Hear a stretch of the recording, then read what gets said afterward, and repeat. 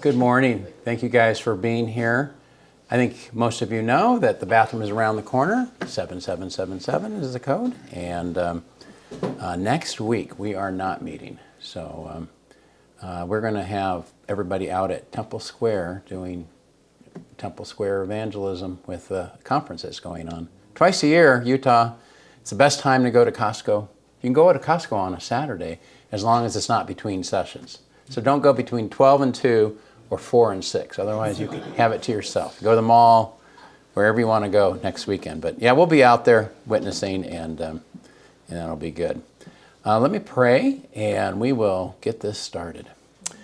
Father God, thank you so much for the opportunity we have to be able to talk about archaeology and these different monuments, Lord, to understand better what the Old Testament, New Testament says, and I just I'm very grateful to you for allowing us in this 21st century to have so much evidence, so many reasons why we can believe the things that are said in the Bible are true. And the information we're going to get today is going to help us to be able to ascertain the truth of what the Bible has versus what other religions say happened in their religion. So, Lord, just bless this time. May you be honored and glorified. We pray all this in Jesus' name. Amen.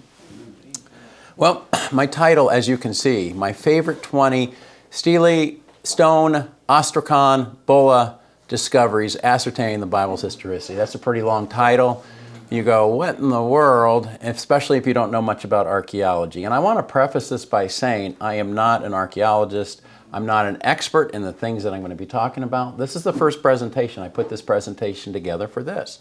So, so if I mispronounce a word, if I maybe don't get the facts exactly right, give me a little grace. But these are things that I went to seminary back in the 1980s, and when I'm going through this, I'm hearing my professor, Ronald Youngblood, who's since passed away. He was a translator of the NIV, and he's the one that first got me really interested in archaeology. I took an archaeology class from him. Terry and I went to Israel with him in 1990, and that's where I really saw the value of going on a trip to the Holy Land. And since that time, since 2009, I've done 17 trips. I've got 3 Israel trips planned for February, March this year coming up, and also going to Jordan with my friend Joel Kramer, an archaeologist, taking a full group there. And so anyway, it's fun to talk about these things that we may mention the word, we may not know a lot about. I limited myself to 20. That was really hard. I had to leave some things out. But these are my favorites, so I can do what I want, right? It's my presentation. So anyway, I think that steles, which are stone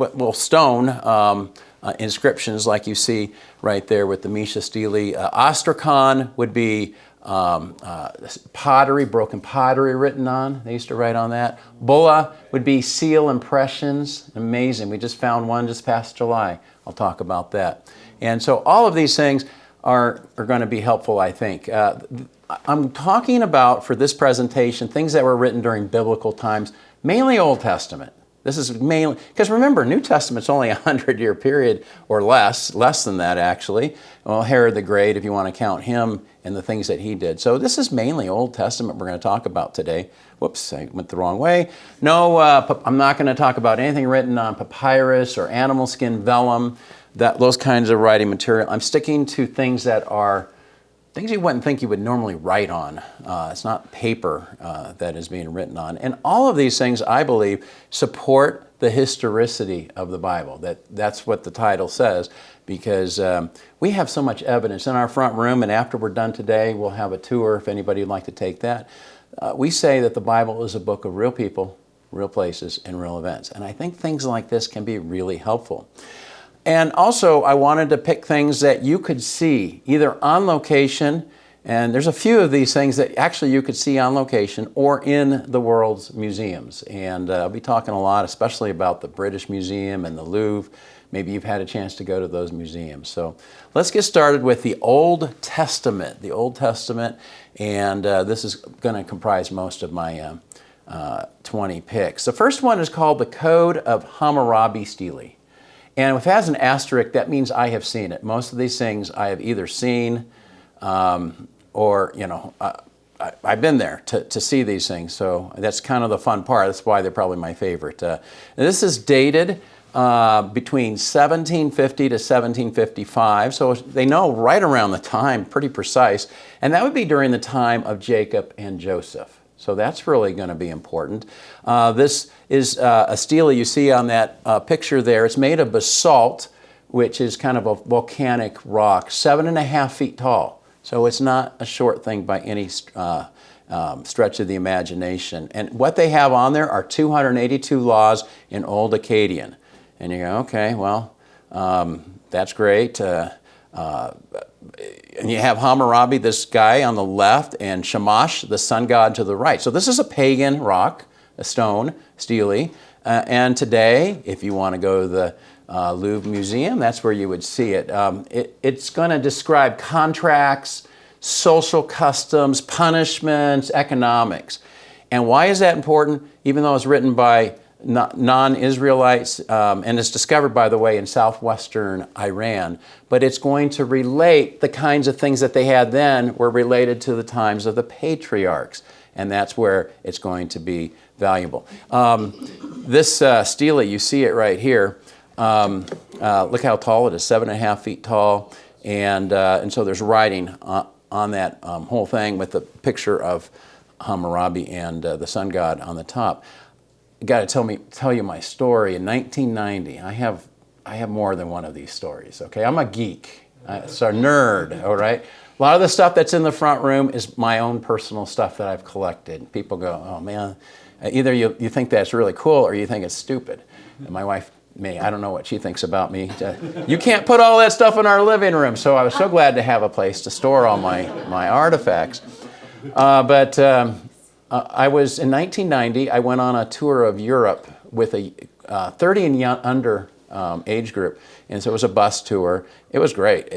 We went to in 15 days, I think it was, 17 days. We went into 11 different countries.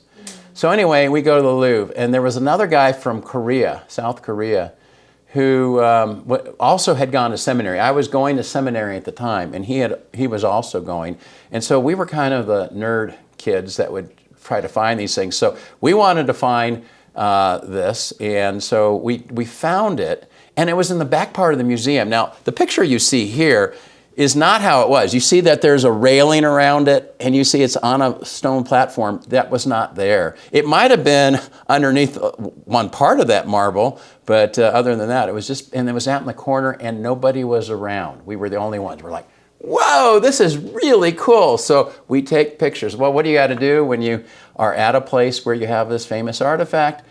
You've got to get in the picture. Now, we didn't have selfies back then. We had film cameras, if you remember those, in 1990. And so he was going to take a picture of me, and I was going to take a picture of him. And without thinking, and it's standing right there. And you'll see this a lot of museums. They don't like putting everything behind glass. They want you to have this experience with it. And so I put my hand up, and I put it on the stele, and the alarms went off.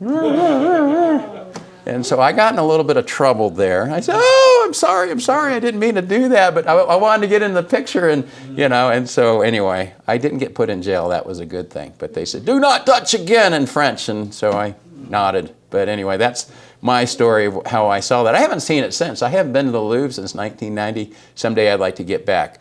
A lot of these things that are associated with the book of Genesis, for instance, premier status given to the son of the first wife regardless of birth order. Does that remind you of the story of Rachel and Leah?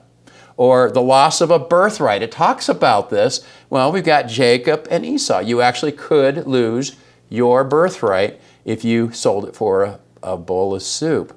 Talked about the value of a slave, and they number these laws, 116, 214, and 252. They said 20 shekels would have to be paid for a slave. Well, guess what Genesis 37:28 says? And some Midianite travelers passed by, so they pulled him up and lifted Joseph out of the pit and sold him to the Ishmaelites for 20 shekels of silver. Now, you read that and you don't even pay attention to it, right? But when you go, whoa, that was in a foreign This was a law of the land kind of a thing. That's really amazing. And so I just think that's great. Laws 170, 171 says that you're supposed to give the inheritance to the son of the first wife, not the son of the female slave. Well, you got Isaac and Ishmael. So that rule was in play, in vogue. Now, we don't know about these things, and the problem with trying to interpret Scripture from a 21st century perspective is you're going to get it wrong, because they did things differently back then than they do today. So I think that's important for us to know. The second one is called the Amarna letters. Have you all heard of the Amarna letters? No, some of you saying yes, some of you saying no. These are really important. I remember my professor, Ronald Youngblood, who was a translator of the NIV, so he knew this stuff.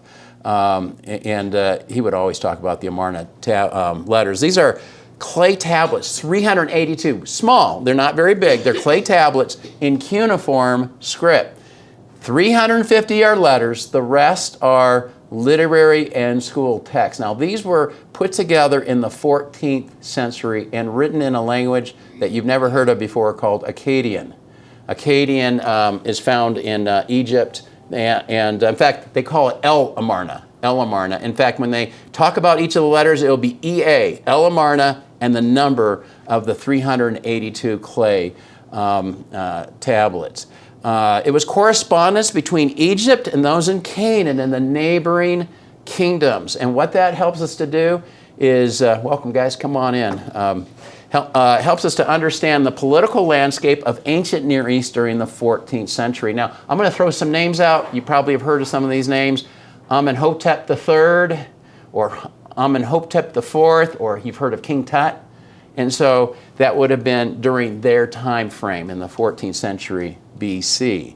So we're going through 20 of my favorite stone, bulla, ostraca kind of discoveries. And these letters were, there's 380 total found in museums today. Most of them are in a museum in Berlin, and then 99 at the British Museum. Now, I'm going to the British Museum. I haven't been there for probably 15 or 20 years, and I'm taking a group to Germany and England next October. And so we're going to spend a whole afternoon and part of the evening at the British Museum. The British Museum is #1 when it comes to artifacts like these. And then some in Cairo. I've seen those as well. Louvre, and then a few others. These were first discovered in 1887, and it was dug out illegally. They got them from a place called Amarna, hence Amarna letters, and it was sold to collectors. So they dug these out. And 150 of those, about half, were written by a king of Shechem. Have you heard of Shechem? It's a very important city between Mount Ebal and Mount Gerizim. And this is where both with Moses and later with Joshua, where they would shout blessings and curses. And you can read that in Joshua. You can also read it in, I think it's Genesis. And so they're shouting these things down. If you obey, good things will happen. If you don't obey, these are the bad things.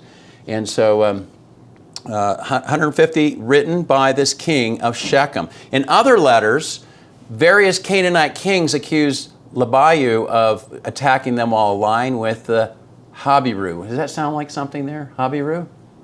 That would be the Hebrews. Hapiru would be another way of saying it. And giving land of Shechem to the Hebrews. And so possibly that what Labayu was doing was trying to, this is political, isn't this how politicians do it? He was trying to stay in favor with the Egyptians, and then he would pit the Hebrews against the Canaanites. And so I'll show you a couple. EA 289, so El Amarna, EA 289. This is from a guy named Abdi Heba from Jerusalem, and he says, are we to act like Labayu when he was giving the land of Shechem to the Habiru? So that's important there, because somehow they were getting this land of Shechem without having to fight for it. In 287, EA 287, the sons of Labayu were accused of giving land to the Habiru. So there's this political game that's being played. And so, as I mentioned, they would gather between Mount Gerizim and Mount Ebal. This is in Joshua. And it was done in a peaceful manner. We don't have any mention in the Bible that Joshua had to attack Shechem like he had to attack Jericho and Ai and other places. They were conquering the land, but they just walk into Shechem. How could they have done that when there was a king that was there? It doesn't seem to make any sense. So there seems to be something in the Amarna letters to help us understand they were allowed to be there. And so there's no destruction of Shechem actually until a century after the time of Lebayu and Joshua. I go to Israel almost every year, as I mentioned, and I always try to get to Shechem. Nablus is where the well of Jesus and the Samaritan woman, John chapter 4. Samaria is there as well. Haven't been until 2023. I had 2 trips, was not able to go because it's in the heart of the West Bank. And there was a little bit of tension. And there's a good chance I won't be able to get my groups in there on this next one, but I'm going to try, because walking into the basement of a Greek Orthodox church and seeing the well, that's the authentic well. There's no doubt about it. That Jesus talked about water, living water, is pretty incredible. But seeing Shechem is also important. This is what Joshua 8:33 says, all Israel with their elders and officers and their judges on both sides of the ark before the Levitical priests who carried the ark of the covenant of Yahweh, the stranger as well as the native, half of them stood in front of Mount Gerizim and half of them stood in front of Mount Ebal. And that's where they would do the blessings and the curses. The third of the 20, and there will be time to ask questions at the end. If I end up confusing you on anything, I certainly would love to answer that. The Merneptah stele. We actually have a replica in the front part of our museum, and what this was an Egyptian stone monument about 10.5 feet. So this, and I've seen this at the Cairo Museum, 10.5 feet tall, and a 28-line inscription in hieroglyphics. And so it describes the Egyptian campaigns against Libya and Canaan during the late 13th century. Are you seeing some value here already? I mean, we're getting the Egyptian perspective writings here. They did break the code back in 1799 with the Rosetta Stone, of course, that had 2 types of Greek, or excuse me, one type of 2 types of Egyptian, 1 type of Greek, the Koine Greek, and they were able to break the code. And so these Egyptian campaigns that we're able to read about that features Pharaoh Merneptah, and he was a son of Ramses the Great. You probably have heard of that name, against Libya and Canaan. So Merneptah is going. By the way, these steles are not going to tell you all the bad things. When you go to the Reagan Library, are you going to see all the negative things about Ronald Reagan and how he blew it here and how he didn't do so well there? No, you're going to get all of the positives. Any presidential library, you're going to see that. So yeah, you got to, it's like watching CNN or Fox. You're going to have to put on your thinking cap and go, okay, what are they giving me that maybe is a little bit slanted? And that's what they would do here. So you got to take some things with a grain of salt, because they would sometimes overstate their achievements. But this is going to be the earliest mention of Israel outside the Bible. 13th century BC. There's the top there. The top is Merneptah, and he's with different gods, Ammon, Mut, and Khonsu. So that's kind of like the celebration. He's playing with the gods kind of thing. And then he's going to give you all of these accomplishments that what he did.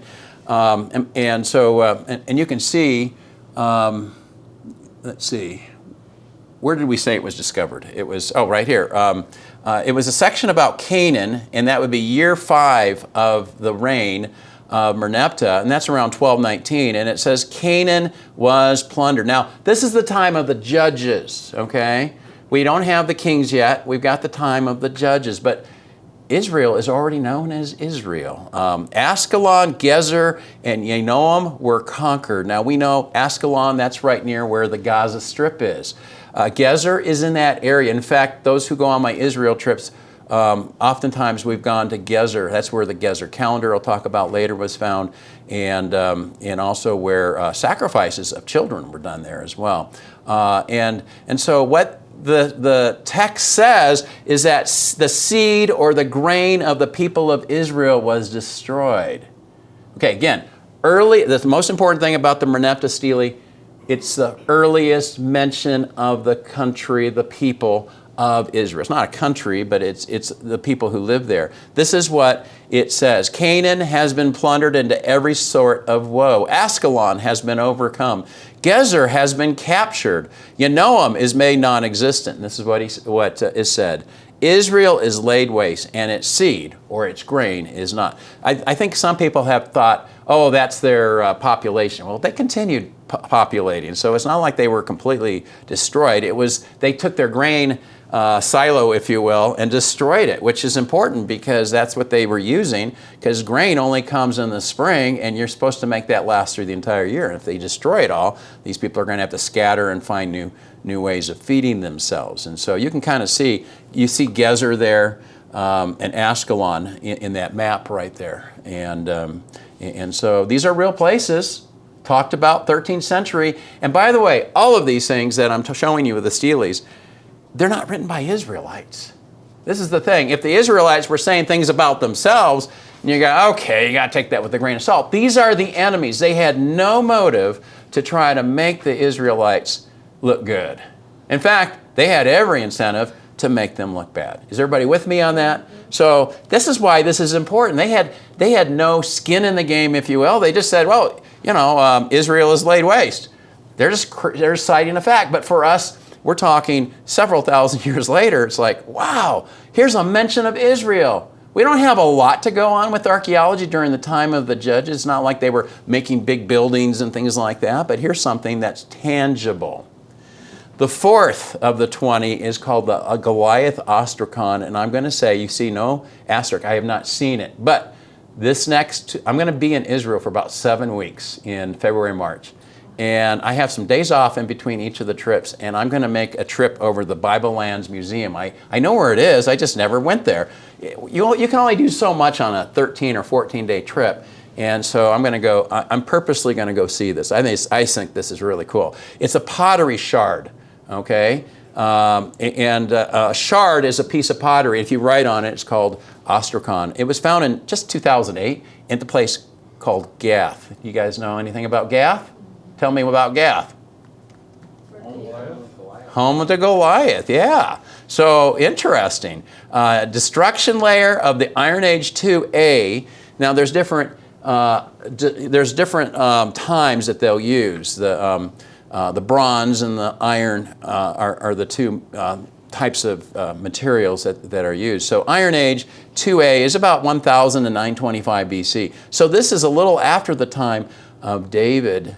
7 letters written in Proto-Canaanite, very similar to the Philistine or Aegean name Goliath. So the letters that are used are very close to that, and scholars say, now, is it talking about the Goliath of the Bible? We don't know. There could have been other Goliaths, but just interesting that the name even existed. Because before then, we had no archaeological evidence to support the idea that there was ever such a person as Goliath.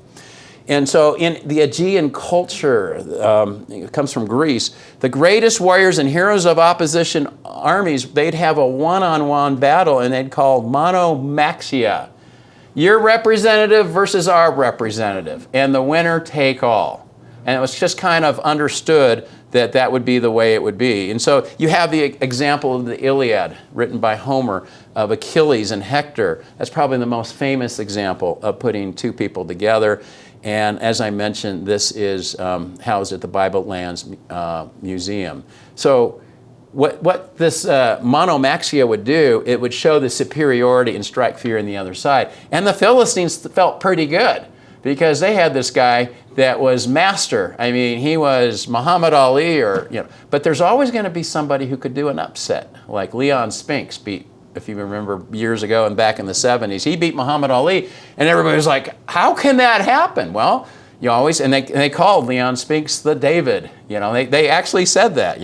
I remember that as a kid, and it was like it was 100 to 1. You could have bet $1, and you would have won $100 on that because there's no way. He was just a stooge for Muhammad Ali to beat up. So I think that's important with that. So I'm going to go see that.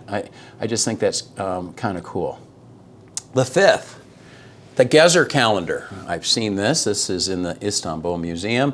And it's a Gezer, we mentioned earlier, is this place with that red dot right there. It's a limestone tablet inscribed in ancient Hebrew, okay?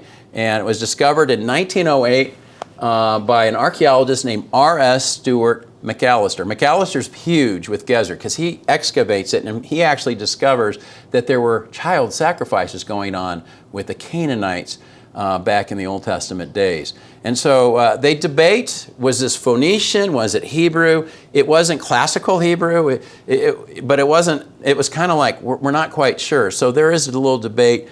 But it appears to be more Hebrew than anything. And what it did is it gave a calendar as if a schoolboy was memorizing a poem.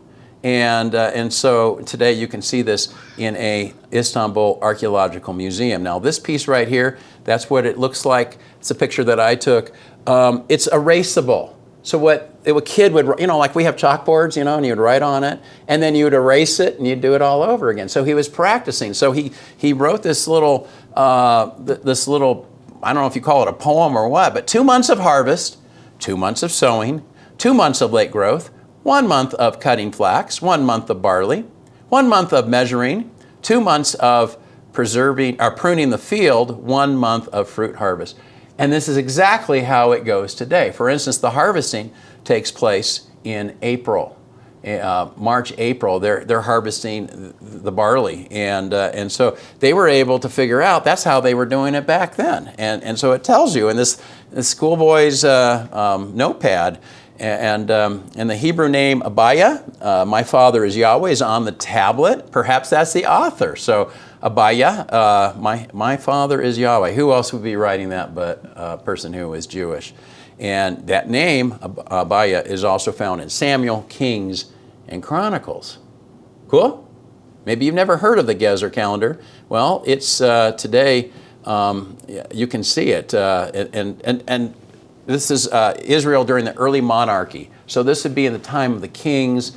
We're talking, 3,000 years ago. 12-month calendar they use. And so here's the important thing. Having that name Abijah, not so much knowing how they harvested and all the rest, but having Abijah on the name in the that this name was used in the 19th century BC even. Abijah was a common name in the Bible. Let's see. And you have to understand, too, that the economy of Israel was based on agriculture, so that would be why it's so important. The 6, and we have a replica of this on our wall. It's called the Tel Dan Stele. It's a stone monument that is found in ancient Dan in 1993. Ladies and gentlemen, a lot of things I'm going to show you here have been in the last 30 years. And archaeology is still going on. They're still finding things. And you look at your Facebook and it'll say, oh, look, they just found something from 3,000 years ago, and boom, it's helpful for us to understand. You'll see that with some of the New Testament things, especially that I'm going to talk about. This is about a little over 3 feet tall, this stele, and it's about 20 inches wide. So it's not as big as some of the other things I've been showing you. And it was written in what's called Old Aramaic or Phoenician alphabet letters that were being used. And so it's fragments from a 9th century Aramean victory stele discovered at the base of the wall at the end of a plaza near the main city gate. I'm going to show that to you in just a second. It was either written by the Aramean King Hazael, or Damascus, or Ben-Hadad II of Aram. They're not sure who the actual author is, but both of those would have been in the time frame of the 9th century BC, when you have the House of David, when you have the northern kingdom had been established, and you have the southern kingdom, the 10 tribes and the 2 tribe. Now, this was smashed. So what you're going to see, I don't have the picture of it here, but it was smashed in antiquity. Most likely, when the Israelites took it over again, they may have just taken it and smashed it. But fortunately, enough letters were left there for us to be able to get something very, very important. This is a picture of that plaza area, the city gate in Dan. This is the northernmost part. In fact, if you go up on the hill, There's fence there from the 1967 war and tunnels that they used to fight. And guess what? You see right there is Lebanon, and right there is Syria. It's no man's land. But it's that's how north it is even today. So we're talking from Dan to Beersheba. Have you heard of that? From Dan to Beersheba, Dan being the northernmost tribe, and Beersheba be the southernmost territory. And on my third trip, we're going to go over to Beersheba as well. All of us will go to Dan on those 3 trips. This is what that stone looks like. This is actually a picture of it. What they've actually whited out, they put in, because it's read right to left. Aramean is read right to left. And it does mention Jehoram of Israel and Ahizu of Judah. And it says, House of David, read right to left. House of David. This is very interesting because it's the first, 1993, the first discovery of anything archaeologically associated with David. In fact, before 1993, almost all scholars said he was mythical. You know, people will say that about Jesus. I don't know how you can say it about Jesus. But most scholars were saying he's a myth. They made him up. Where's the evidence? They found this, and oh my goodness, that's a common formula. And it meant that David was known as being the predecessor, the ancestor of these kings. And then they later went to the Stele, which I'll talk about next, and it was reevaluated, and they found the House of David on that as well. Here's another evidence. And so that's amazing. So there's 3 main fragments. When it got smashed, it has 13 lines of text. And that use of House of David, guess what? It's used in Samuel, in Kings, in Chronicles, in Psalms, in Jeremiah, and Zechariah. Does that tell you something right there? A lot of the scholars at this time, they say, okay, he wasn't legendary. Okay, he was a real person. But some of them were saying, yeah, but he was just a camel jockey. He was a Bedouin who lived in a tent. He was not the king that Israel made him out to be. Well, guess what? Archaeology is so helpful. In 2005 to 2009, the daughter of a famous archaeologist, her name was Eilat Matzer, she was a Jewish archaeologist, dug where there was what's called the glacis, stones, and there was something up there, but nobody had ever dug it out, in the city of David. City of David is right below where you see the Dome of the Rock and the Temple Mount. So, and we always go there to go through Hezekiah's tunnel. So today, when I first went to Israel, there was no such thing as the palace of King David. But you know what she discovered? The palace of King David. I love taking people there because it's been well excavated, and they even have a sign. And this is incredible for a secular nation like Israel, but they even have there, very likely this is the palace where David lived. And I like to take people up to the edge because we're up high. And there's people living in the valley, and so you go in there and you can see the rooftops of homes. Does that tell you a little bit about the? Yes, yeah. I mean, you can see their laundry being done today. You have a very good view of it because you're up so high. And so, city of David was very important during the time of the kings, and so he was not legendary. Yes. Did they find that the palace of David? 2005 is when she started to dig, and she went through they're still digging there. I was there in 2020, and they were inside there. It was COVID. I was there during COVID, and so I took some of my friends from our hotel because we were supposed to be stuck in the hotel. I'm not going to stay in a hotel when you got Jerusalem right down the hill. And so we went in there, and they've got pottery and everything marked up, and they're still doing work there, but pretty incredible. The 7th, I mentioned the Mesha or the Moabite stone. Mesha Stele or the Moabite stone. This is an 8th century BC stone victory monument. That's what you're going to get a lot of times. Their victory in Dibon, Jordan, which is the capital of Moab. That was found in 1868. And so the date of when this was mentioning, they think between 830 to 820. Again, helpful for us during the time of the kingdoms. It's about 4 feet tall, so it's not as big as those other ones, but it's a little bigger than the Tel Dan Stele. 2.5 feet wide and about foot thick. That tells you how big this was, a foot thick. And you have to remember, who were the Moabites? Well, these are the guys who came from Lot. Remember the incest? And so one of his daughters talked about in Genesis chapter 19, that's who the Moabites were. So you can call it either the Mesha Stele or the Moabite stone. And it was commissioned by this king from Moab named Mesha, hence the Mesha Stele. And you can see this at the Louvre. Again, I got a chance to see this, but that was 1990. I got to get back to Paris someday. That museum is incredible. There's a picture of it. The Ottoman Empire, or excuse me, let me tell you a little bit of the story.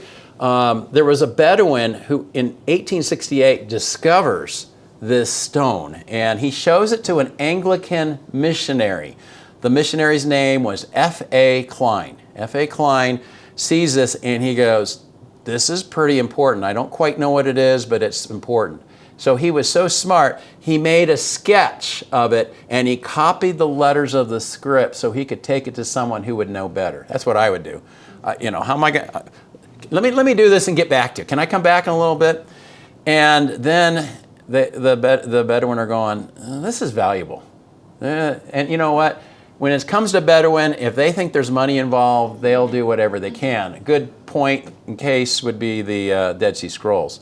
So what they decided to do, Klein decides, I want to make a squeeze of it. So what they did is they took this material, like a thick paper, put it over, and then they made it so that they could peel it off and it would all be on this squeeze. And so they did that. That was very important that they did that, because the squeeze is made, it's dry, and the Bedouin are getting frustrated because they want money out of this. And they're all fighting as to who's going to get the money. So they ended up fighting, and they snatched the squeeze away. That's dangerous. They got the squeeze. They don't want them to have this. And then they had the stone. They possessed the stone. And so the Ottoman Empire at the time, who ruled in that area, told the Bedouin, you've got to turn this over. The archaeologists are going to want this. And so they were so upset about that, they built a fire, and they put the stone in the fire, and then they pour water on it. You know what happens when you got this hot stone and you got water on it? It shatters. Literally shatters. And that's why it's in such bad shape. You see it there. And so the archaeologists end up recovering the pieces, because this thing is ruined. Without the squeeze, we're in trouble. But they have the squeeze. They take the pieces. They're going to be able to piece it back together before, before it had been broken. We know what it says. So, what does it say? Well, it begins with the lineage of this guy named Mesha, who's a sheep breeder. And it talks about how he constructed a sanctuary to the god of Shamash, which... guess what? 2 Kings chapter 3 talks about Shamash. Also, I give you a whole bunch of other passages. Isn't that fun? All of these different Bible passages. You read in your Bible, you skip over it, I bet. You probably don't even remember Shamash. Go back to those passages and you'll be, oh, okay. That's where the Mesha Stele is going to be very helpful to us. Lines 5 through 8 talk about a guy named Omri. He was not a minor king. He was not a big deal. But how Omri oppressed Moab. And it uses the name of Yahweh. And so I took from there, they don't have the words there, of Yahweh, dragging them before Shamash. Now you got to remember again, this is from the perspective of the Moabites, okay? So this is from their perspective, and they're giving their take. Well, what's neat is we can see the Jewish take, and we can put the two together. That's what we can do with news today. We can look at what CNN says, we can see what Fox says, and then we can kind of go, okay, kind of this maybe is what happened. You can kind of figure it out a little bit. That's what you'd have to do here. And I mentioned House of David is mentioned in the stone. They looked at it again after they, and they go, oh my goodness, after 1993, you got the Tel Dan Stele, and they go, whoa, the same thing is here, talking about the House of David. That's how you would refer to that. This is what part of it says. I am Mesha, son of Shamash. Now, son of Shamash is, a god. King of Moab, the Dibonite. Dibon is where the capital of Moab was. My father ruled over Moab 30 years, and I ruled after my father. I made this high place for Shamash in Karaho, high place of salvation, for he saved me from all the kings and made me enjoy the sight of my enemies. Omri, king of Israel, oppressed Moab for a long time because Shamash was angry with his country. His son succeeded him, and he also declared, I will oppress Moab. In my days, he declared thus, but I enjoyed his view and that of his house. Israel was destroyed forever. Again, there's a little bit bravado going on here. Omri had taken possession of the land of Medaba. You can visit the Medaba map today at a church in Medaba. I'll be going there in November. And he dwelt in it during his days, and during half my days, his son's 40 years, but Shamash restored it during my days. What's really cool is when you go to Jordan, and I've been to Jordan several times, you really get an idea of the Amorites and the Moabites and the Edomites. And you go through all their places and you see how these different people live. They all live differently. And Joel takes us to a lot of places that are pretty incredible. But here's another one from 2 Kings. Now you're going to get the Israelite perspective. When the king of Moab saw the battle was going against him, he took with him 700 swordsmen to break through opposite the king of Edom, but they could not. Then he took his oldest son, who was to reign in his place, and offered him for a burnt offering on the wall. And there came great wrath against Israel, and they withdrew from him and returned to their own land. So the question is, in 2 Kings chapter 3, who is this oldest son? Could it have been the Edomite prince who had been captured? That's a possibility scholars have given. Well, you go to Amos chapter 2.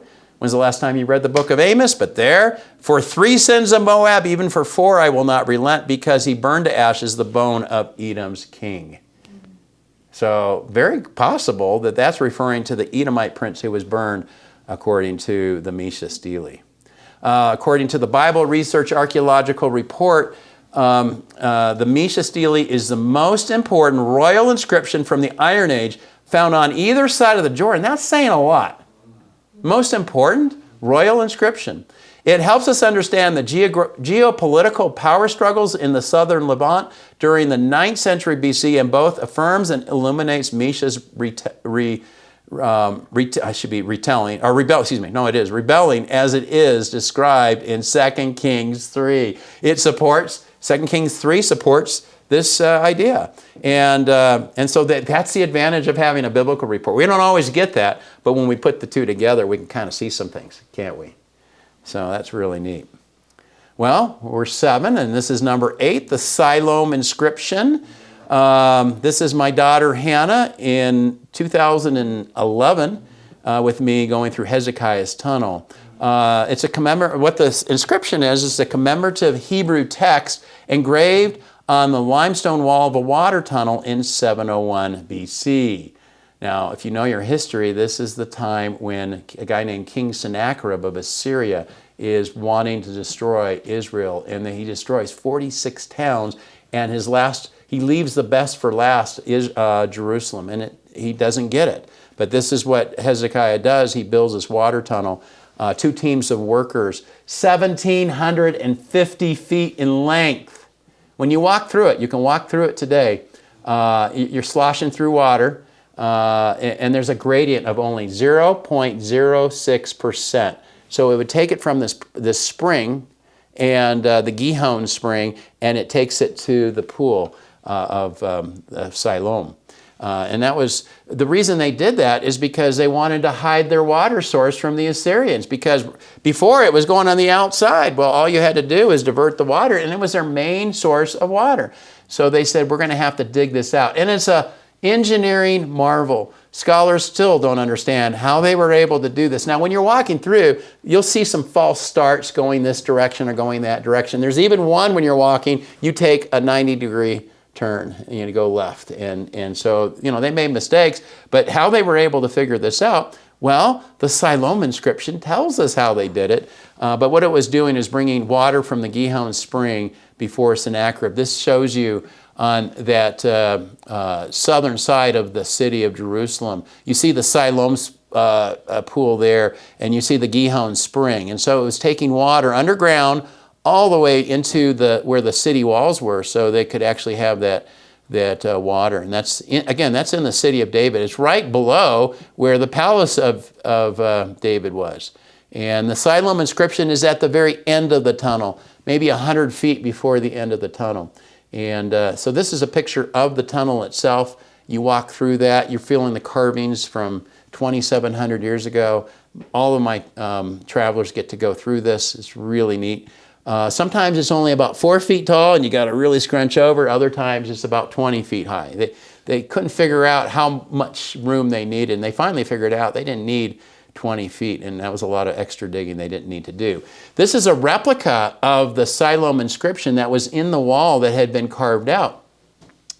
And that is no longer there. They took it out for whatever reason. But that's a fake, but they were showing you. So you could put your flashlights up. There's no lights inside there. You have to either have a headlamp or a flashlight. And so they had made that. But the real one today is in the Istanbul Archaeological Museum. There's my wife Terry and I. Again, I geek out at this stuff. So when my groups come to these kinds of things, I'm like a little kid, and then I got to tell them all about it. Oh, did you guys go through the Hezekiah's tunnel in Israel? Well, here we are in Istanbul, and because the Ottoman Empire was in control at the time, so they took it. In fact, they played with this. The nation of Israel would like to have it back, and they've tried to work out trades for that. And the Gezer calendar also is owned by the Turks, and they won't give it. They won't give it back. So it's kind of frustrating they'd like to have that in their museum as well. That right there is Matt Slick from carm.org. He's on the radio. That's Matt right there in the front. Matt is he gets anxious real fast in closed quarters, and so he's trying to. Where's the way out of here? How do I get out of here? Analysis, the analysis of the writing style, recent radiometric texts, and information from the ancient historical documents clearly place the date during the days of Hezekiah and Sennacherib, 2,700 years ago, and it all goes back there. 2 Kings chapter 20 says, now the rest of the acts of Hezekiah and all his might, and how he made the pool and the conduit and brought water into the city, are they not written in the book of Chronicles of the kings of Judah? So it does talk about that. Number 9, bulle, plural. Bulle is plural, bulla is singular, of 5 consecutive kings in Judah. We have these seals that were used to stamp things. These were handmade, and we have them going from, well, I'm going to go through some of these right here, but Hezekiah, Manasseh, and others have been discovered in recent years. It's pretty cool. Hezekiah's, this is Hezekiah's bulle. And it was discovered in Upful, which is where she's digging for the palace, in 2009 and 10 by Eilat Matzer. That's from the 8th century. They released it in 2015 for us to see. She discovered it a few years before. And in Paleo Hebrew script, it says, belonging to Hezekiah, son of Ahaz, king of Judah. Okay, that's dated 3,000 years ago. Well, not quite 3,000, but close to it. It has a 2-winged sun with wings turned downward, flanked by 2 Ankh symbols, Egyptian symbols, normally widely recognized throughout the ancient world as symbolizing life or renewal. And it was found near the southern steps. In fact, several of these bullae are discovered. This is an area down. If you go to the southern steps are up there, where Al-Aqsa Mosque is right behind it, Dome of the Rock. This is where Temple Mount is. Well, down below is where they would have had officials living in Jerusalem. Isaiah, they found one of Isaiah, found 10 feet apart from Hezekiah's bulla, and it dates to the 8th century BC. Isaiah, okay? The top is the remains of a grazing doe, symbol of blessing. Middle is the Yeshayahu, belonging to Isaiah, and the bottom, NVY, means prophet in Hebrew. So they have found what they believe is a bulla that Isaiah would have used. What happened up on Temple Mount back about 25, 30 years ago, it's illegal to excavate. The Muslims are allowed to control the Temple Mount, but they're not allowed to do anything destructive. Well, they wanted more room down below the Al-Aqsa Mosque, so they did illegal excavations, filled up trucks at night, and took it to the valley and just dumped it. I mean, a whole bunch. I mean, lots and lots of dirt. By the time the Israelite authorities discovered this, it was too late. So you have these mounds and mounds of dirt that archaeologists would give their eye teeth. They give their firstborn. Joel told me he would give Barry up in a second, his oldest son, to be able to dig on Temple Mount. He says, I'm there. I'll volunteer. I'd love to dig on Temple Mount. You imagine all the things you would find.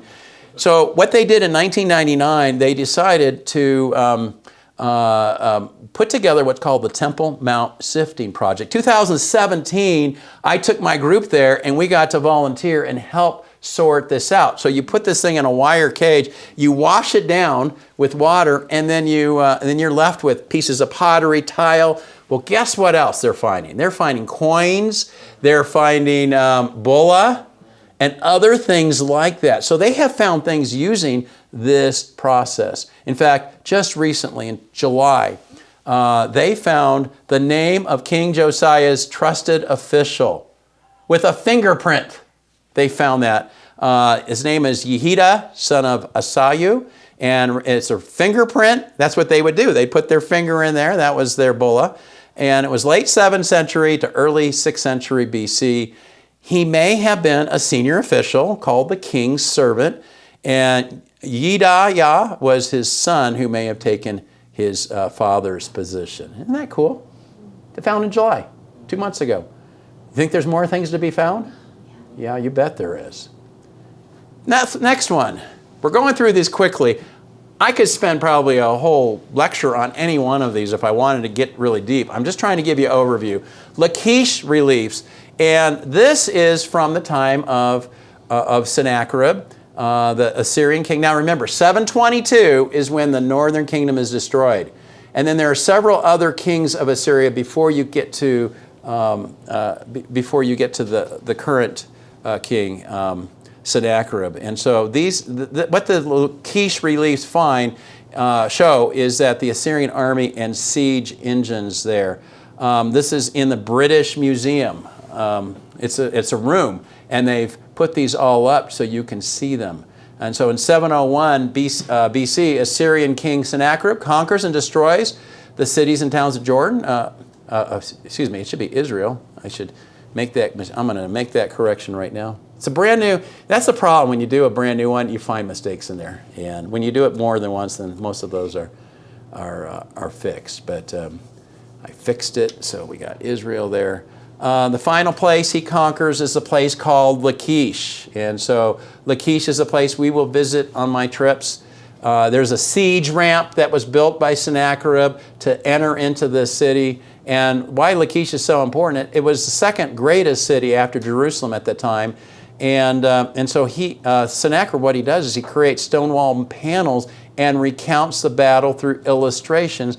And this is room 36 of the Southwest Palace at Nineveh. It's 39 feet by 17 feet. You can find these reliefs today. What do the reliefs show us? They show us how they tortured and executed the men of Judah. And that was the thing that was for certain when he went to Jerusalem. And you can read about this in Isaiah chapter 36. They give you the story of the cupbearer. The right-hand man of Sennacherib goes there and basically says, you guys are all dead. Just want to let you know that. And they said, stop talking to us stop talking to us in Aramaic, start talking to us in Hebrew. Excuse me, stop talking to us in Hebrew, start talking to us in Aramaic. The people on the wall can understand you. And the guy says, hey, you guys, you're all dead too in Hebrew. And so they go back to Hezekiah, and it says they rip their clothes. And what does Hezekiah do? He prays.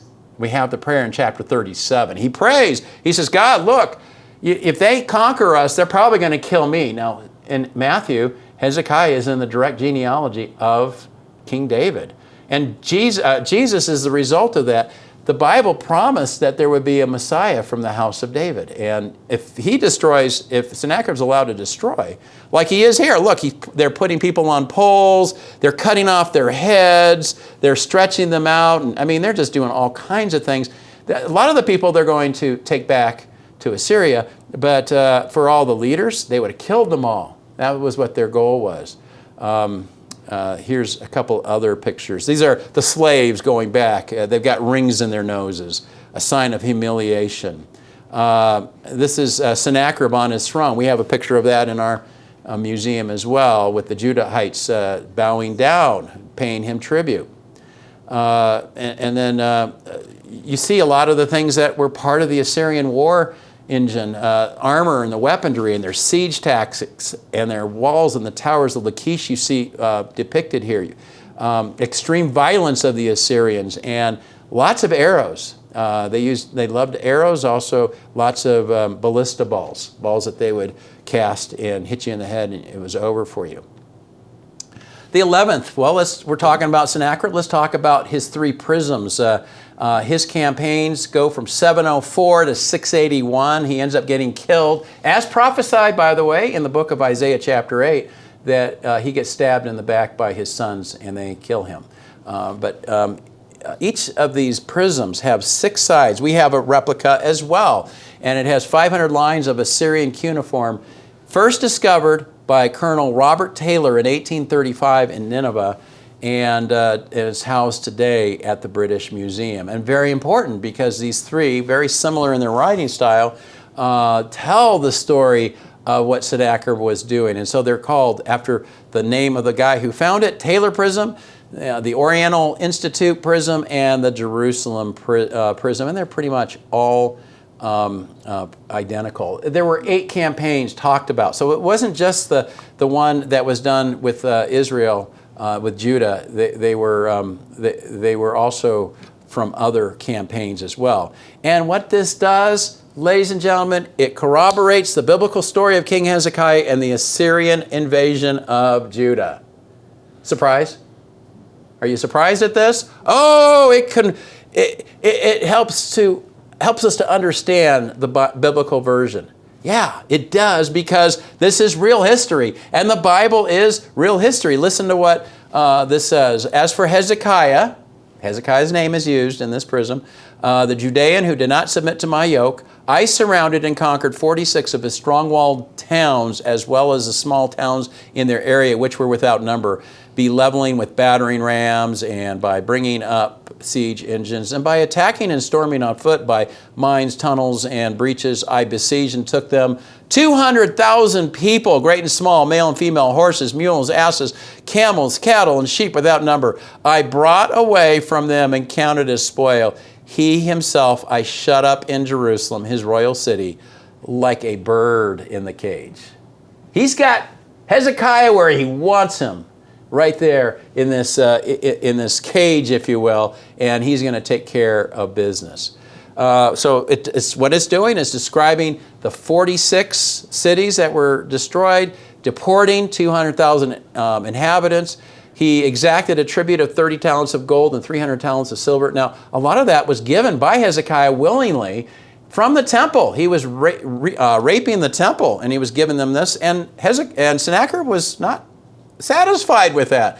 He was going to destroy regardless. It's like when you got these, you got these world powers like Russia. Oh, all they need is this. If you gave it to them, are they going to stop? Well, no, they're going to keep going. And that's kind of what this was as well. 2 Kings chapter 18, the king of Assyria required of Hezekiah, king of Judah, 300 talents of silver and 30 talents of gold. Oh, wow.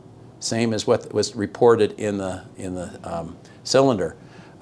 Hezekiah gave him all the silver which was found in the temple of Yahweh and in the treasuries of the king's house. And but here's the interesting thing: in these cylinders, the prisms, he does not tell what happened with that. Well, 185,000 of soldiers died overnight by the angel of the Lord. How are you going to write about that one? That's kind of embarrassing. You go home, and there's no sign of any destructive layer from the Assyrians in the 8th century BC. We do have one from the 6th century. The Babylonians destroyed. We have that destruction layer. We also have the one from AD 70 in the Roman destruction. So twice Jerusalem was destroyed, but not by Sennacherib.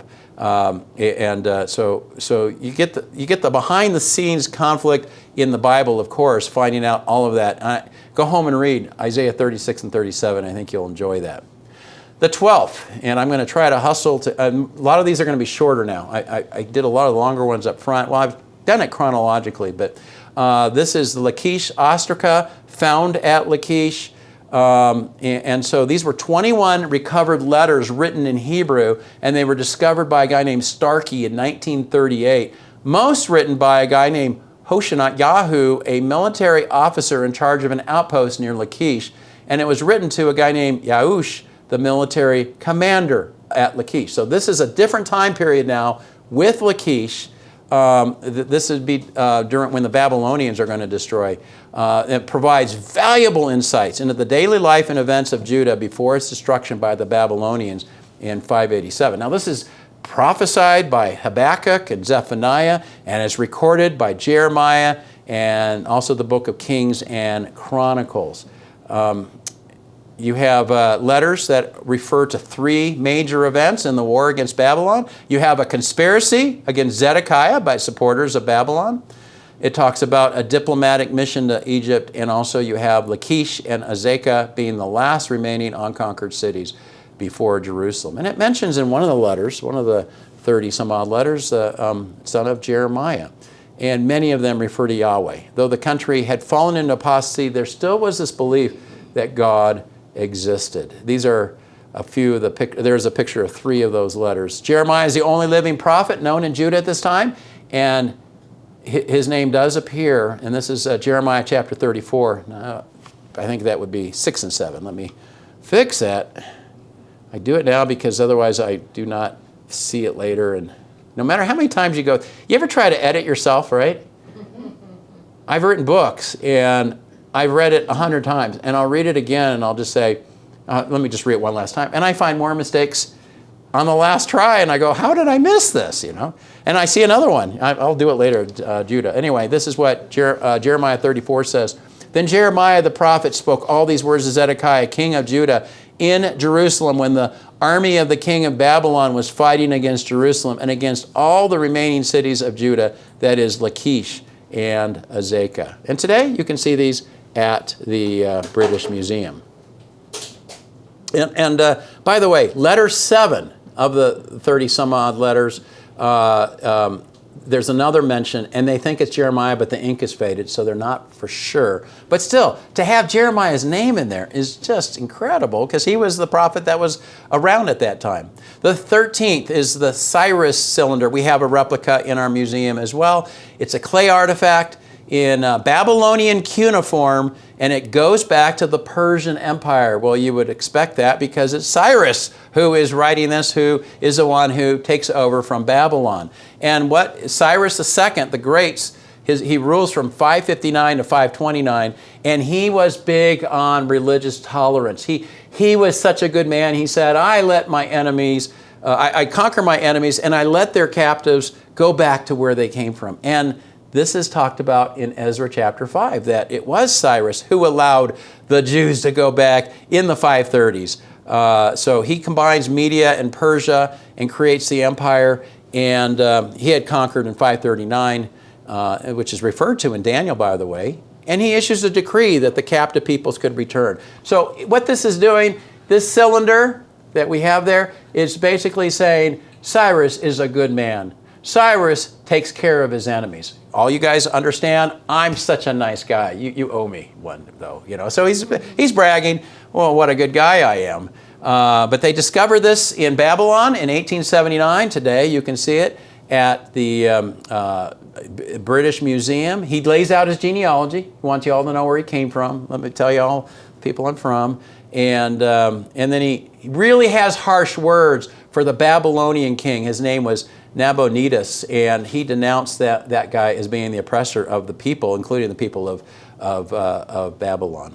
And so the cylinder credits Cyrus as a worshiper of Marduk, but as a good politician will do. Did you hear this on Sunday? You had some people who were Hindu coming up and talking about the gospel. It's like, and they were, you know, kind of stilted, but okay, you want to give the gospel the best you can, but it wouldn't have been good to say, by the way, you guys should all worship Shiva. You know, that's Shiva and Krishna.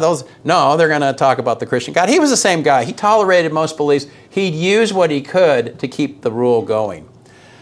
This is what it says in Ezra chapter 1. Now, in the first year of Cyrus, king of Persia, he sent a proclamation throughout all his kingdom, and he put it in writing. Yahweh, the God of heaven, has given me all the kingdoms of the earth. And notice, he's crediting Yahweh for this, according to Ezra. And he has appointed me to build him a house in Jerusalem, which is in Judah. Whoever there is among you of all his people, may his God be with him.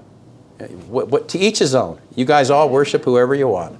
Let him go up to Jerusalem, which is Judah, and rebuild the house of Yahweh.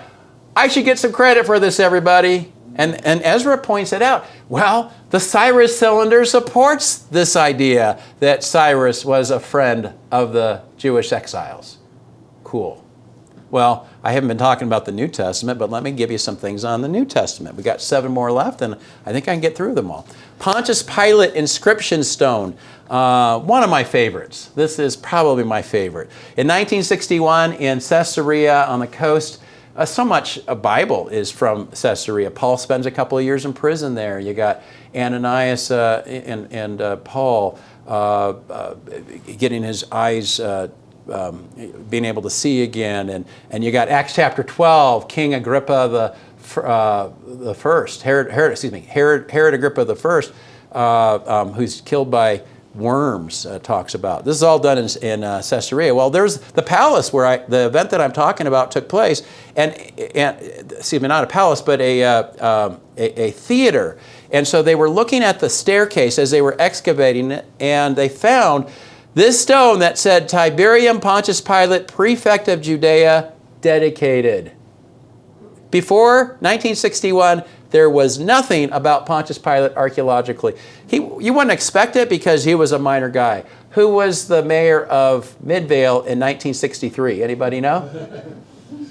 You don't know because nobody cares about the mayor of Midvale unless you belong to that family. So this is dated 26 to 36. This is in Caesarea, built by Herod the Great. This is a place where the procurators like Pontius Pilate would have been hanging out when they didn't have to be in Jerusalem. And today, it's found in the Jerusalem Museum. You'll get a chance to see that on a tour.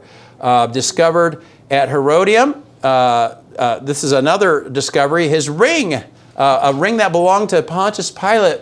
I threw this in as an extra underneath the stone inscription.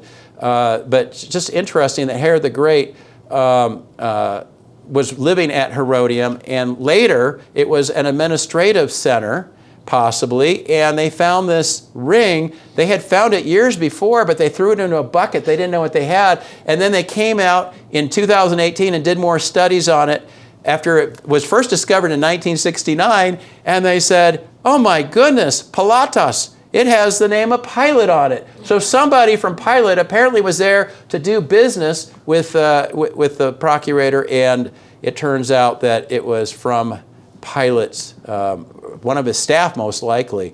So I just find that interesting. It was in a bucket. And let's take these out. Let's look a little closer. Let's get the microscope out. And sure enough, that's what it was. Number 15, I haven't seen this one, but it's called the Alexamenno Graffito. It was discovered in Rome, and it was a guy named Lucian, and you see the picture of it there. Lucian was a Roman living in the 2nd century, and he thought it was humorous that Christians worshipped a man who had been crucified. So what does he do? He depicts the crucifixion with a donkey's head, and then graffiti.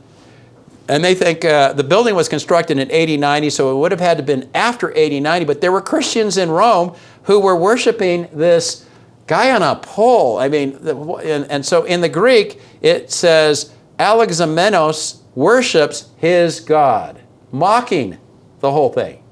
Now, you know, the cross, certainly we have a lot of reasons why we believe that the cross was used, and that's exactly what they have this guy. He's nailed to this cross, his 2 feet and 2 hands, and he's got a donkey's head. And it just shows what 1 Corinthians 1:18 says, for the message of the cross is foolishness to those who are perishing, but to those who are being saved, it is the power of God. So Jesus with the head of a donkey, man looking up at him with a raised hand, somewhere around 80, 90 to probably 120, somewhere in that vicinity, Christians were being mocked. I'm glad that Christians are not being mocked today. Right? I mean, even to see some of the things that happened after the Kirk killing and the mocking of Kirk. This one guy I saw, he was a protester, and so what was he doing? He was going, and he would do this big death scene mocking Kirk's death. And it's like, seriously. But people will do that. Number 16, the Nazareth inscription. I have not seen this as well. It was discovered in 1878. Either, they're not sure, Judea or Galilee, it's somewhere, but it was a stone slab with a 22-line Greek inscription that was what was called an Edict of Caesar. And what it was, it surfaced in Nazareth and purchased by a French antiquities collector. Therefore, this is the dangerous part. When you find things and you don't find them in situ, which means in the original place. So this guy buys it. We're not sure if it was found in Judea or Galilee. You just have to kind of guess. But it was originated supposedly in Nazareth. And there was an edict made in 41 AD where Claudius became the emperor. And Claudius seems to have attempted to prevent any future claims of the resurrection of the dead. And you can find this today in the Louvre. I don't remember seeing it when I was there, so I don't count it as something that I have seen, but the text shows that if you steal from a grave that is sealed, it's the death penalty. What does that tell you? Remember the soldiers? They go to the Jewish leaders, and what did they say? There was this guy in light, and and they're telling them all the story, and they go, no, that's not what happened. What happened? You guys were sleeping. Well, we'll get killed, for sleeping on duty. Oh, well, we'll cover for you, and we're going to pay you this money too. Well, they had no choice but to take the money and let the Jewish leaders lie for them. But it would have been death. They knew that would have been death if they had been sleeping on duty, and this body was taken away. Number 17, the Delphi inscription. If you go with me on the Turkey, Greece, and Italy trip, we just went last October. I geek out here too. You see a picture of Bill McKeever on the left, Matt Slick on the right, me in the middle, and it's sitting right there for anybody to see. And you go, oh, what's the big deal? Well, this is in Delphi, Greece. What's the name of the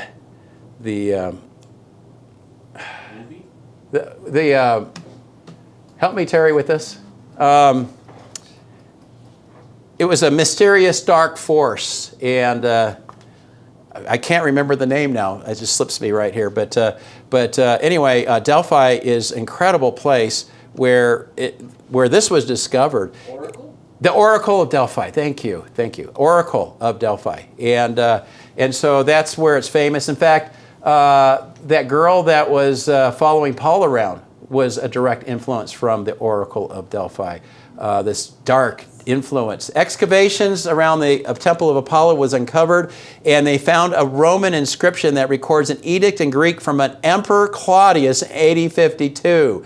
They found 9 fragments. You see them here, the 9 fragments, and it says that Claudius was in his 12th year. And the edict gives an order to replenish the depopulated city of Delphi. And the proconsul of the province was a friend of the emperor named Junio Gallio. And so it's also called the Gallio inscription. This inscription, what it does is it demonstrates that Gallio served a term as proconsul of Achaia, that region, around 51 to 52, short time period.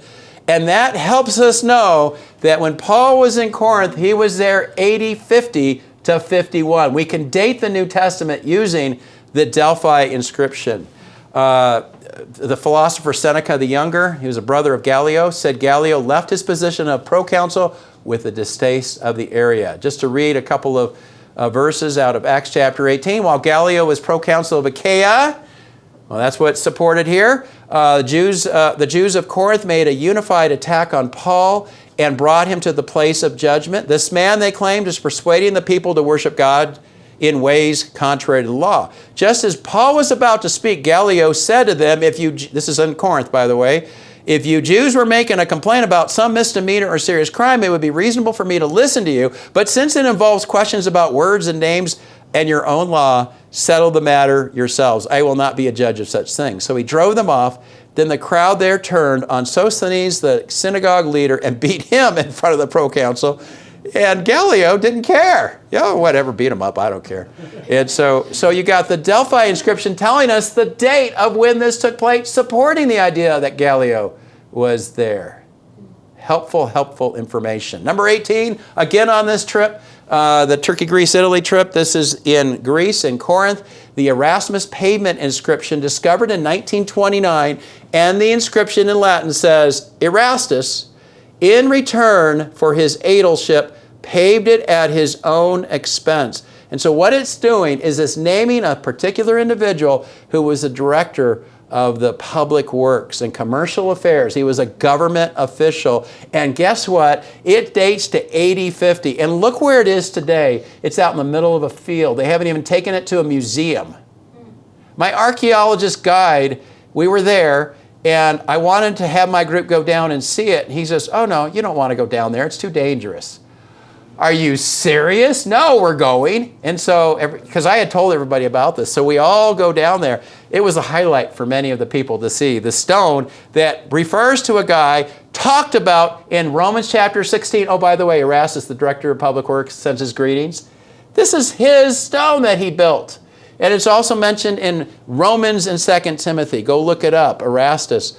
And so the early church is composed of people from all different social and economic status. We have poor people, we have rich people, we have government workers, and that artifact is still there today. It confirms that there was an Erastus, and Romans was written in Corinth, right? And so when he says, Erastus sends his greetings, hey, Erastus comes up, hey, send your greeting to the brothers. Okay, Erastus says hello, basically is what. Just little things. You skip that probably at the end of Romans. Romans chapter 16, you stop, I think, at verse 8 or something, and nobody reads the rest of it, but I do. Oh, there's Erastus, yeah. By the way, go to our bathroom, and you'll see one of our volunteers went on that trip, Dennis, and he took a picture, excellent picture. It's in there, so if you want to see that, excellent. There's another picture of it. You can see. It's Latin, so you can see part of the ERASTVS and the rest of it that says the director. And so, the 19th century or 20th century, early 1900s. It's 100 years ago. Somebody found this. Wow. Number 19. I'm almost done, and I can get it done. This is the temple warning inscription. There's two of them. One found in the Israel Museum. You'll see a partial one. We'll see that on our tour. And then there's also the one that's more complete that's in the Istanbul Archaeological Museum. It's a rectangular stone written in 1st century AD, and it had a warning written in Greek. And it was discovered in Jerusalem near the ruins of the Herodian Temple complex, 1872, so about 150 years ago. And in the 7 lines, because this is a complete one in the Istanbul Museum, they don't have this complete it's a partial one.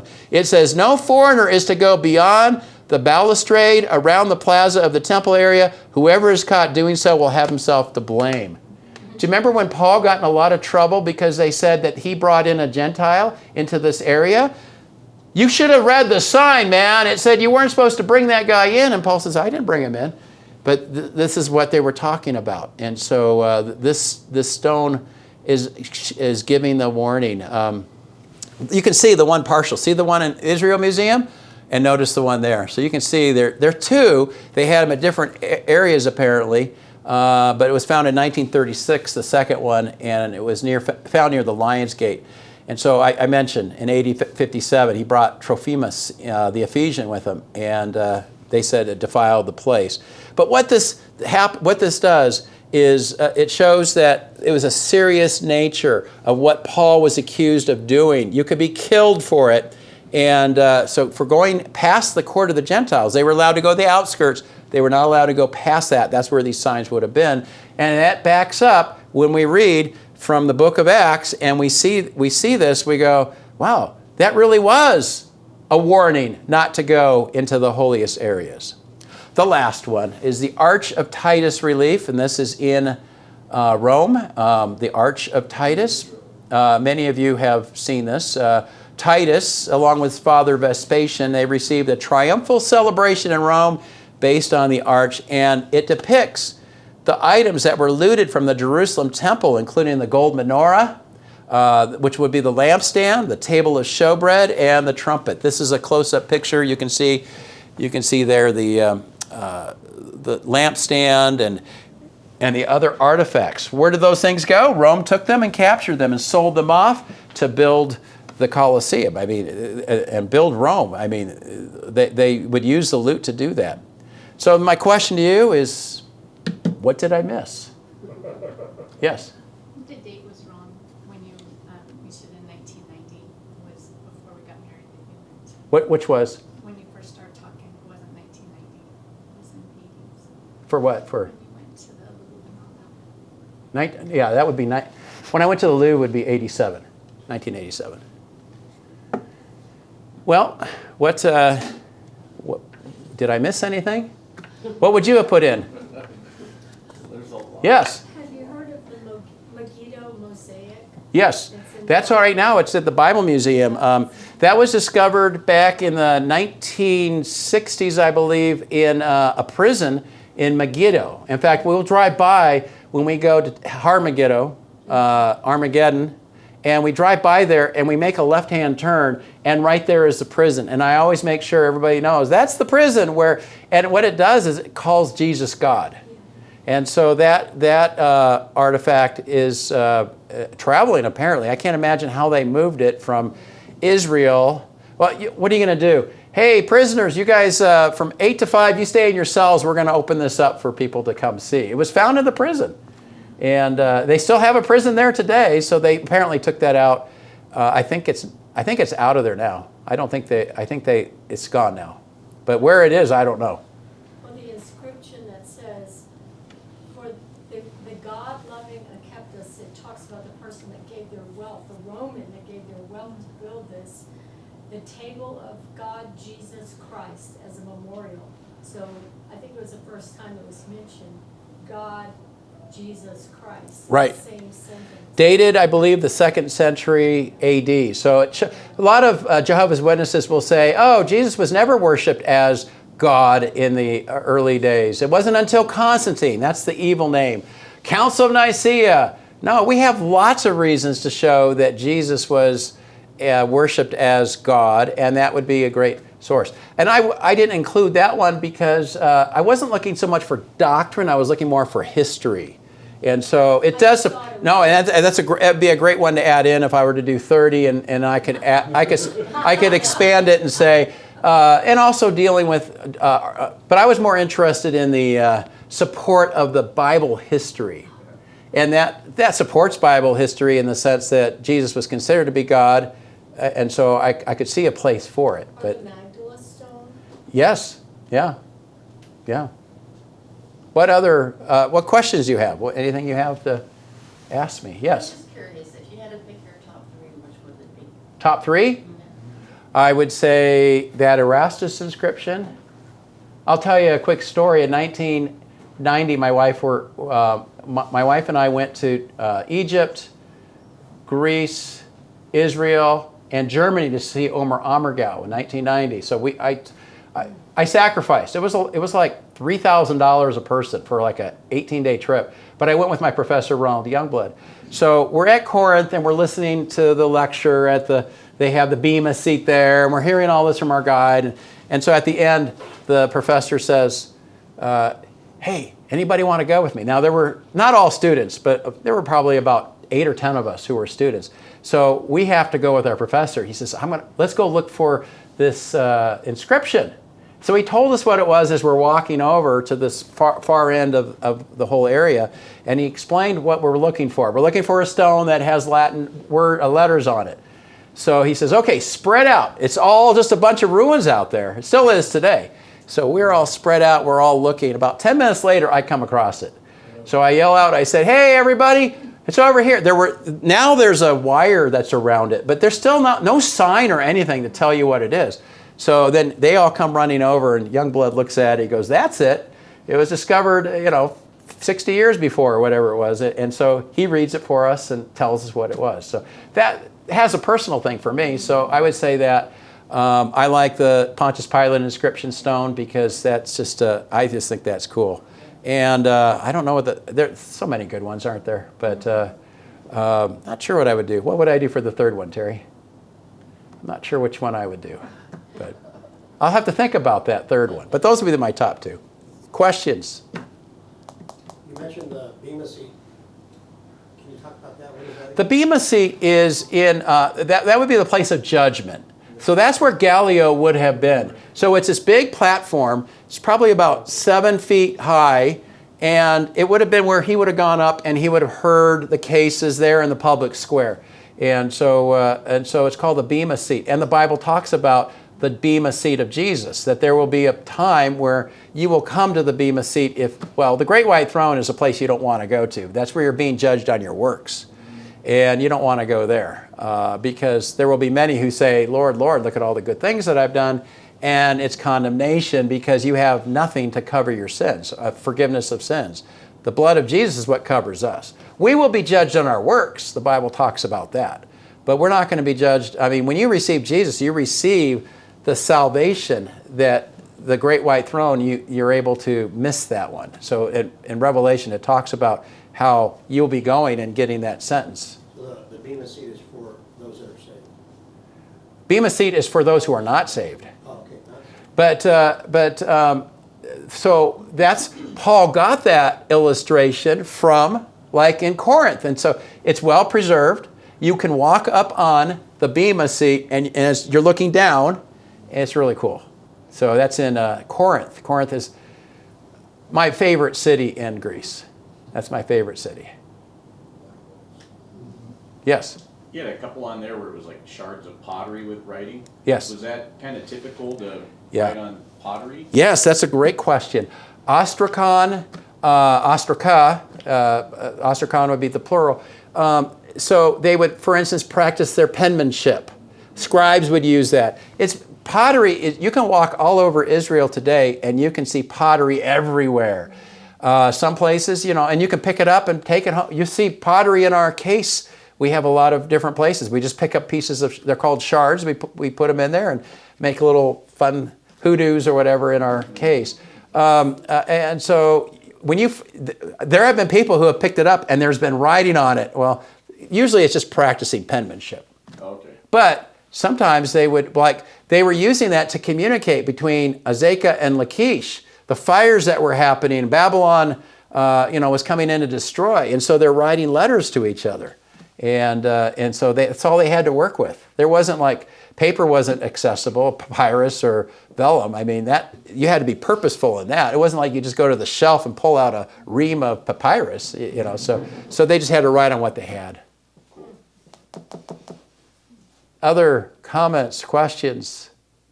Yes? Abijah's calendar. I can't remember a name of it, but the one that was practiced. What was the language that was originally written in? On which one? Probably mentioned it. Abijah's calendar. It's one of the first ones. One of the first ones. Let me go back. After we showed up late, so it was right. Oh, maybe the second one. So it wasn't called Abijah's calendar. I can't remember what it was. The Gezer calendar? The Gezer? Oh, the Gezer. Okay, Gezer calendar. What was the question? What was the language it was written in? They debate. Let me see what I have written here. Again, before you came in, I was saying I'm not an archaeologist and I'm not an expert on these things. That's why I read a lot of stuff because this is my first time I've done this presentation.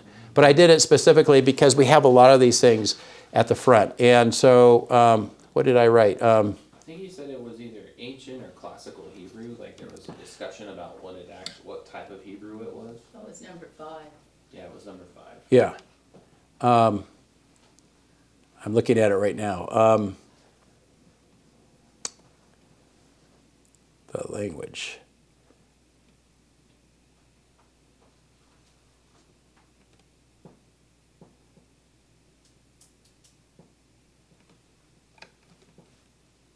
All right, here, I'm not finding what I have there. You guys listen better than I listen to myself. Let me go back. I just want to know this. So, inscribed in ancient Hebrew. So it was limestone, and so yeah, this one was not debated. There was another one, I forget which one, that was debated between, was it Hebrew? Yeah. So they're close enough. They're still developing things too, you know, and the time frame that we're talking about. So I'm not an expert. I don't know any of these languages. I owe the scholars all the credit for what they have done. But to find a calendar that talks about, it is this one, Phoenician or Hebrew. So it seems to be Hebrew, but there are some scholars, this is the one that you were talking about, Phoenician or Hebrew, and they were very close apparently. And so, but it was still being developed Hebrew, you know, as far as that goes. So it's not like Hebrew continued to get developed. We have the Masoretic text that took place, we're talking 2,000 years ago. No, excuse me, 1,000 years ago. Masoretic text between 500, you know, the earliest we have of the Old Testament and the Masoretic text would go to 10,007, the Leningrad Codex. That's a complete Old Testament, but we have some examples from the 10th century as well. So they added in vowels and points and other things into the Hebrew. And so when you take a look at the Hebrew from Isaiah, the book of Isaiah that was found in Cave 1 at Qumran, you see that that was the Hebrew that they had, but they later wanted to be able to pronounce it. So they started to add in vowels. So that's, you know, and that's how you get the ability to read the Hebrew much easier. Otherwise, you couldn't figure it out. You'd have to take guessing games because there were no vowels in the original. So the language continued to develop. But I'm no expert in this by any stretch of the imagination. One last question and we'll be done. Yeah, go ahead. Any thoughts on, I think it was a documentary, it might have been it's like the Moses controversy, where he's talking about like the oldest Hebrew that we've ever found, and it was like in the desert wanderings near Egypt or something like that. That I don't know. Does anybody know anything about that? Do you know the name of what they would call that? Well, I think it was like Proto-Hebrew or something. But I mean, was there a discovery that they found?